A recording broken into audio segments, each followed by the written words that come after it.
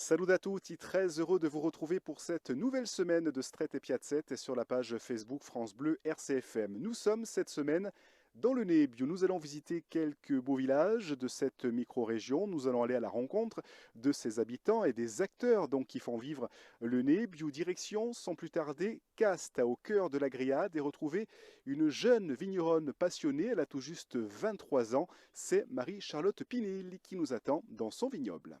France Bleu, RCFM. Alors là, on est à Casse, on est au domaine Pinelli et on est dans la parcelle de Chacarello. Et en bas, on pourra trouver le reste des parcelles, donc Nieluccio et Vermentino. En fait, ici, on est sur des vignes que j'ai plantées, enfin qu'on a plantées avec mon père l'année dernière. Et le reste des parcelles qui sont productives, avec lesquelles je fais le vin en ce moment, sont plutôt sur Oletta et Farinol. Alors cette aventure est née qu'en fait je viens d'une famille de vignerons. Mon grand-père était vigneron, pas très bien connu, mais mon père, ça a toujours été un peu son rêve de relancer l'exploitation, de refaire du vin, parce qu'il en avait fait, il faisait avec son père. Et du coup moi j'ai saisi l'opportunité et à 18-19 ans on est reparti à zéro et on s'est relancé dans l'aventure du vin.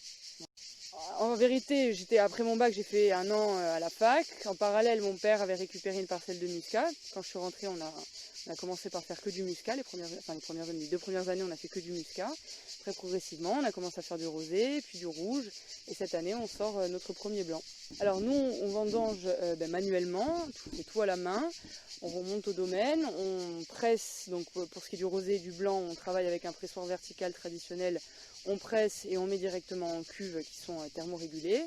Pour le rouge, on fait macérer le raisin un peu plus d'un mois. Après, on presse. Le rouge, lui, part à l'élevage, à peu près 2 ans en foudre. Et le reste, par contre, est vendu d'une année sur l'autre. Il n'y a que le rouge pour le moment qui fait de l'élevage. Alors, la commercialisation, on n'a pas une grosse production pour le moment. Donc, la grande partie de la production est vendue en Corse. J'ai un distributeur qui me vend sur la totalité de la Corse et après moi par contre je m'occupe de la vente un peu à l'export on va dire et après dans la région du Nebbio et Bastia c'est moi qui m'en occupe aussi.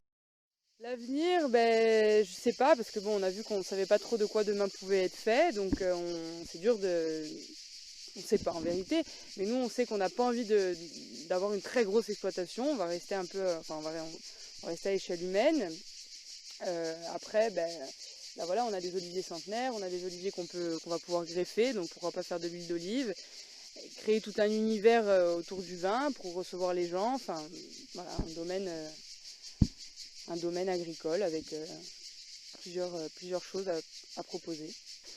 Et après Casta, direction de Roudali, nous allons nous balader sur un sentier chargé d'histoire tra Adie et Paiadi qui a vu le jour grâce à l'association Obera di Roudali. Pour en parler, nous serons avec une personne que vous connaissez bien sur RCFM.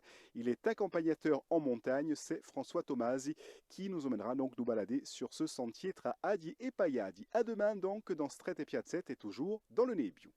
France Bleu, RCFM.